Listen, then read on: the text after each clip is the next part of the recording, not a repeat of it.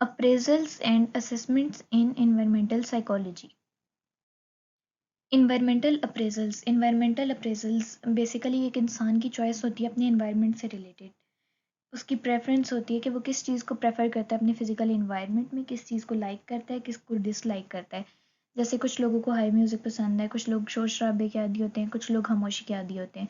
तो environmental appraisal होता क्या है कि आपको अपने एनवायरनमेंट से क्या चाहिए, आप क्या प्रेफर करते हो, आपकी लाइक्स क्या हैं, डिसलाइक्स क्या हैं related to your physical environment. Environmental assessment दो चीज़ें इन्वॉल्व करती है। सबसे पहले तो आप अपने इन्वायरमेंट की क्वालिटी चेक करते हो और दूसरे नंबर पे आप उस इन्वायरमेंट के बारे में कोई जजमेंट बनाते हो। जैसे कि आप किसी पार्क में गए हो तो आप उस इन्वायरमेंट की क्वालिटी कैसे देखोगे कि यहाँ पे फ्रेश एयर है, यहाँ पे घास अच्छी है, यहाँ पे बहुत अच्छे पौधे लगे हुए हैं, यहाँ पे जो फूड स्टॉल्स हैं वहाँ बहुत हेल्दी फूड है। ये हो गई आपके क्वालिटेटिव स्टैंडर्ड्स। ठीक है, सबसे पहले आप इन्हें असेस करोगे, उसके बाद आप जजमेंट अपनी एक प्रिपेयर करोगे, उसको जज करोगे।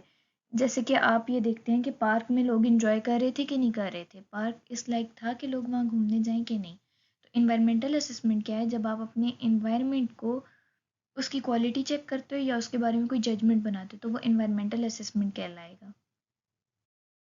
Appraisals and assessment in environmental psychology. अब एनवायरमेंटल साइकोलॉजी में किस तरीके से अप्रेजल और असेसमेंट्स अपना रोल प्ले करती हैं, ये यूज़ होती हैं। सबसे पहले तो एनवायरमेंटल साइकोलॉजिस्ट एनवायरनमेंट की क्वालिटी मेजर करते हैं ताकि वो ये देख सकें कि ये एनवायरनमेंट इसमें मौजूद इंसानों की ज़रूरियात पूरी कर सकता है कि नहीं कर सकता। उसके बाद इस एनवायरनमेंट की ये जो क्वालिटी जो एनवायरमेंटल साइकोलॉजिस्ट मेजर करते हैं, वो फिर ये चेक करते हैं कि किस तरीके से इस एनवायरनमेंट को मैनेज किया जा सकता है प्लानिंग करके, ताकि इस एनवायरनमेंट में ऐसी चेंजेस की जा सकें ये इंसानों के लिए मुफीद साबित हो। यानी कि सबसे पहले एनवायरमेंटल साइकोलॉजिस्ट क्या करते हैं, किसी भी इन्वायरमेंट की क्वालिटी असेस करते हैं, चेक करते हैं कि वो इंसान की ज़रूरियात के ऊपर पूरा उतरता है कि नहीं उतरता। और फिर इस असेसमेंट के बाद वो लोग क्या करते हैं, इन्वायरमेंट के लिए पॉसिबल मॉडिफिकेशंस करते हैं, चेंजेस करते हैं ताकि वो इंसान की ज़रूरियात पूरी कर सके। और ये एवेलुएशंस करते वक्त जो इन्वायरमेंटल साइकोलॉजिस्ट होते हैं वो ज़्यादा फोकस किस चीज़ पे करते हैं, इन्वायरमेंट की फ़िज़िकल और सोशल डायमेंशन पे। यानी वो ये भी देखते हैं कि इन्वायरमेंट में फ़िज़िकल क्या क्या चीज़ें होनी चाहिए, जैसे कि पार्क में झूले भी होने चाहिए, घास फूस भी होनी चाहिए, हेल्दी फूड स्टॉल्स होने चाहिए, इंजॉयमेंट पर्पजेज़ के लिए बहुत कुछ होना चाहिए। और इसके साथ साथ सोशल डायमेंशंस में कैसे देखेंगे कि ये ओल्ड एज सिटीजन्स के लिए भी यहाँ पे अलग से कंफर्टेबल सीटिंग सिस्टम होना चाहिए, बच्चों के लिए अलग से झूले होने चाहिए, बड़ों के लिए अलग से इंजॉयमेंट पर्पजेज़ के लिए कुछ ना कुछ होना चाहिए। तो ये सब क्या है, फिजिकल और सोशल डायमेंशंस भी एनवायरमेंटल साइकोलॉजिस्ट देखते हैं कि वो इंसानों की ज़रूरियात के मुताबिक है कि नहीं। और अगर नहीं है, सबसे पहले तो असेस करेंगे कि वो इन्वायरमेंटल अप्रेजल्स के मुताबिक है कि नहीं, और अगर नहीं है तो वो मॉडिफिकेशंस करके उसको इस लायक बनाएंगे कि वो इंसानी ज़रूरियात पूरी कर सके। अब जैसे कि हमने देखा है इन्वायरमेंटल साइकोलॉजिस्ट का काम होता है इन्वायरमेंट को असेस करना, उसकी क्वालिटी चेक करना कि वो इन्वायरमेंटल अप्रेजल्स पूरे कर रहा है कि नहीं कर रहा। अब क्वालिटी कैसे चेक की जा सकती है, 5 ऐसे पॉइंट्स हैं जिनमें हम किसी इन्वायरमेंट की क्वालिटी चेक कर सकते हैं। सबसे पहले तो किसी भी इन्वायरमेंट की physio special properties. Physio means physical properties कि वो कितना बड़ा है, ठीक हो गया। और स्पेशियल मीन्स कि उसकी अरेंजमेंट कैसी है, कि सीटिंग अरेंजमेंट किस तरह की है, राइड्स हैं अगर पार्क में तो वो किस तरह की हैं। दूसरा, types in quantity of artefacts, यानी कि उस कमरे में फर्निशिंग किन चीज़ों से की गई है। मिसाल के तौर पे अगर हम किसी कमरे की बात करें, वहाँ पे फर्नीचर कैसा है, डेकोरेशन पीसेस कैसे हैं, ये सब कुछ। और फिर टिपिकल ट्रेड्स देखी जा सकती हैं। टिपिकल ट्रेड्स कैसे, कि ये कोई बिल्डिंग है या ये कोई दरिया है, तो ये टिपिकल ट्रेड्स हैं जो डिफ्रेंशिएट करती हैं बेसिकली बिल्डिंग्स को एक दूसरे से। फिर फंक्शनल एस्पेक्ट देखा जा सकता है कि उस जगह पे काम क्या किया जा रहा है, जैसे कि स्कूल में बच्चे पढ़ रहे हैं तो उस हिसाब से लर्निंग से रिलेटेड हम उस इन्वायरमेंट को देखेंगे, ठीक हो गया। लेकिन अगर दूसरी जगह हम देख रहे हैं कि वर्कर्स कोई काम कर रहे हैं तो हम उसे एज एन ऑर्गेनाइजेशन कंक्लूड करेंगे।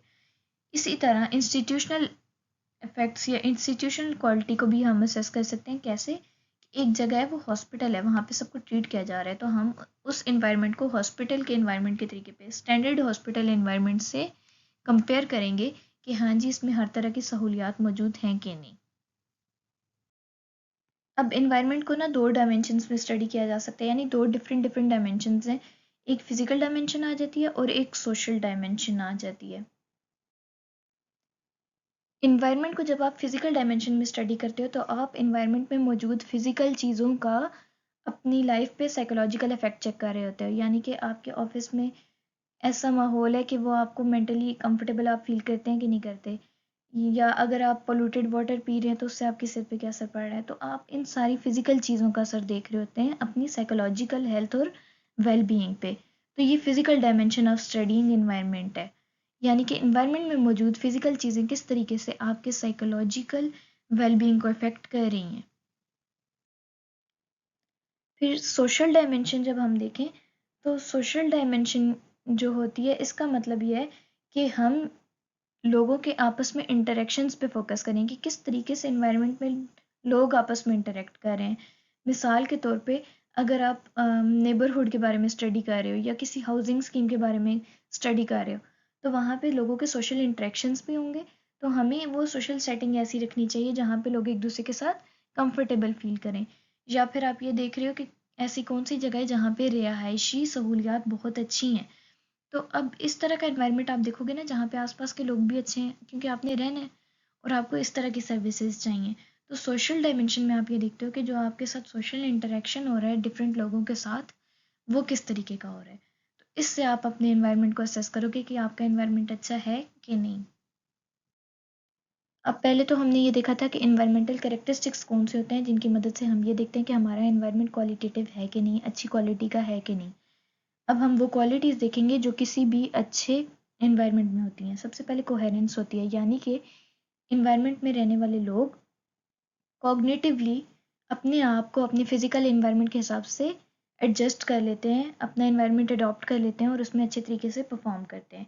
कॉम्प्लेक्सिसिटी, यानी कि आपके एनवायरमेंटल सेटिंग में इतनी कैपेसिटी है, आपके एनवायरनमेंट में इतनी कैपेसिटी है कि वो एक ही टाइम पे डिफरेंट तरह के पर्सपेक्टिव्स को जगह दे सकता है। लेजिबिलिटी, यानी कि आपका एनवायरनमेंट इंडिविजुअल्स को ये छूट देता है कि वो इसे एक्सप्लोर करें। मिस्ट्री, मिस्ट्री यानी ऐसी चीज़ें जो कि एनवायरनमेंट के बारे में नहीं पता होती और एनवायरनमेंट में यानी कि टूरिस्ट्स को एनवायरनमेंट अट्रैक्ट करता है और अपने रेजिडेंशियल्स को इनकरेज करता है ताकि वो डिस्कवर करें और एनवायरनमेंट के साथ इंटरेक्टेड रहें। ये क्वालिटीज़ हैं जो अच्छे एनवायरनमेंट की होनी चाहिए। पर्सनल स्पेस, पर्सनल स्पेस एक ऐसी स्पेस है जिससे इंसान हर वक्त घिरा हुआ होता है, यानी कि हर वक्त इंसान के गिर्द रहती है। अब समर ने 1969 में ये डेफिनेशन दी थी पर्सनल स्पेस की कि ये एक इनविजिबल बबल के जैसी होती है, एक इनविजिबल बाउंड्री होती है हर पर्सन के अराउंड जिसे कोई भी इन्वेड नहीं कर सकता, यानी कि इंसान के गिर्द एक ऐसा दायरा जिसपे कोई और मुदाखलत नहीं कर सकता, कोई और इंटरफेयर नहीं कर सकता, पर्सनल स्पेस कहलाती है। जैसे कि आप कुछ सोच रहे हो, आपके दिल में क्या चल रहा है, आपका दिल क्या चाह रहा है, ये सारी ऐसी चीज़ें जो आप तक की ज़ात तक महदूद हैं, या आप सामने वाले के बारे में क्या सोच रहे हैं, क्या जज कर रहे हैं, इस सब में कोई बाहर वाला इंटरफेयर नहीं कर सकता।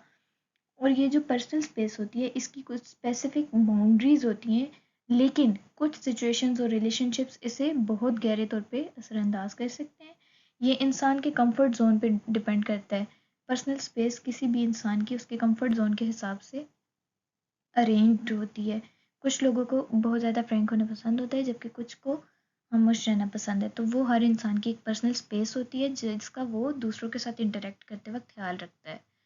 यानी कि कुछ लोग दूसरों के साथ बात करते हुए बहुत फ्रैंक हो जाते हैं लेकिन कुछ लोग अपने आप को खामोश रखते हैं। तो ये डिपेंड करता है उस इंसान की पर्सनल स्पेस पे कि उसने अपनी पर्सनल स्पेस की बाउंड्रीज क्या रखी हुई हैं, क्योंकि किसी भी इंसान की पर्सनल स्पेस में कोई दूसरा इंटरफेयर नहीं कर सकता। और डिफरेंट इन्वायरमेंटल सेटिंग्स में इंसान की पर्सनल स्पेस डिफरेंट हो जाती है। मिसाल के तौर पे अगर आप फ्रेंड्स में बैठे हुए तो आप थोड़े से फ्रैंक हो सकते हो, एक दूसरे के साथ मजाक कर सकते हो, लेकिन जब आप क्राउडेड प्लेस पे हो तो आपकी जो पर्सनल स्पेस है वो आपके अकॉर्डिंग होगी, आपके माइंडसेट के अकॉर्डिंग होगी और आपकी उस स्पेसिफिक सोशल सेटिंग के अकॉर्डिंग होगी। 1959 में हॉल ने ये बताया था कि लोग अपनी डेली लाइफ इंटरेक्शंस में किसी दूसरे के साथ मुलाकात में पर्सनल स्पेस को यूज़ करते हैं। और पर्सनल स्पेस के फंक्शंस को स्टडी करते हुए और पर्सनल स्पेस को समझते हुए उसने ये बताया था कि डिस्टेंस जो है, जब दो लोग एक दूसरे के साथ इंटरेक्ट कर रहे होते हैं तो उनके दरमियान जो फिजिकल डिस्टेंस है वो उन लोगों के दरमियान इंटरेक्शन की क्वालिटी एक्सप्लेन करता है। कोई एक्सटर्नल ऑब्जर्वर देख रहा हो तो उसको भी अंदाज़ा हो सकता है कि इनके दरमियान इंटरेक्शन किस किस्म की है। जैसे डिस्टेंस ज़्यादा है तो इसका मतलब है कि ये लोग एक दूसरे के साथ ज़्यादा कंफर्टेबल नहीं है। इस किस्म की उन लोगों के दरमियान मौजूद पर्सनल स्पेस हमें बता देती है। डिस्टेंस उन दो लोगों के दरमियान एक एक्सटर्नल ऑब्जर्वर को उनके बारे में जजमेंट देने में हेल्प करता है। Therefore, it involves behavioral and cognitive component of interaction. अब behavioral component क्या है कि उन दोनों के दरमियान डिस्टेंस, और cognitive क्या है कि उनके दरमियान किस किस्म की बात हो रही है, किस तरीके से वो, कितने अच्छे तरीके से वो दोनों कम्युनिकेट कर रहे हैं। और ये दोनों चीज़ें आपकी पर्सनल स्पेस को रिप्रेजेंट करती हैं, कि आपकी पर्सनल स्पेस है किस किस्म की, आप किस तरह का रहना पसंद करते हैं। अगर तो आप खामोश तबीयत है तो आप ज़्यादा बातचीत नहीं कर रहे होंगे, ये एक कॉग्निटिव कंपोनेंट है, आपका पर्सनैलिटी ट्रेट है। जबकि बिहेवियरल ये है कि आप उस इंसान से फासला इख्तियार कर रहे हैं, तो ये आपकी पर्सनल स्पेस में आता है।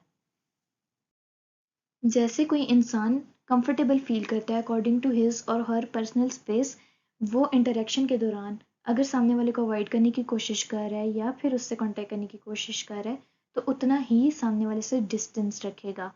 इसके साथ साथ जो पर्सनल स्पेस का कंसेप्ट है वो कल्चरल फैक्टर्स में भी अपना बहुत इंपॉर्टेंट रोल प्ले करता है। 1966 में एक टोपोलॉजी ऑफ जोन्स दी गई थी, यानी कि जोन्स एक तरह के हाईलाइट कर दिए गए थे इंटरपर्सनल डिस्टेंस के, जिसमें एक इंसान के गिर्द सबसे तंग दायरा जिसमें कोई और इन्वेड नहीं कर सकता वो था इंटीमेट। और second was the personal space, यानी कि वो स्पेस जिसमें इंसान की तमाम कॉग्निटिव, बिहेवियरल और पर्सनल ट्रेट्स आ जाती हैं जिनसे रिलेटेड वो किसी दूसरे की इन्वेजन पसंद नहीं करता, या इंसान का अपने गिर्द बनाया हुआ एक ऐसा इनविजिबल बबल जिसमें कोई और इंटरफेयर नहीं कर सकता। सोशल सोशल जोन वो जोन है जिसमें आप दूसरों से इंटरेक्ट कर रहे होते हो, कंफर्टेबल होते हो। एंड पब्लिक स्पेस, जब कोई आप किसी क्राउडेड जगह पे चले जाते हो तो जिस तरीके से आप बिहेव करते हो वो हो गया आपकी पब्लिक स्पेस का जोन। और इस सब में कॉग्निटिव प्रोसेसेस बहुत इंपॉर्टेंट रोल प्ले करते हैं, क्योंकि ये सब गेम जो है वो है ही थिंकिंग, परसीविंग की है। यानी कि आप क्या परसीव करते हो और फिर उसके बाद क्या सोच के आप ये जजमेंट करते हो कि आपने अपनी पर्सनल स्पेस को कितना रखना है, आपने किस इंसान से कितने फासले पे रहना है।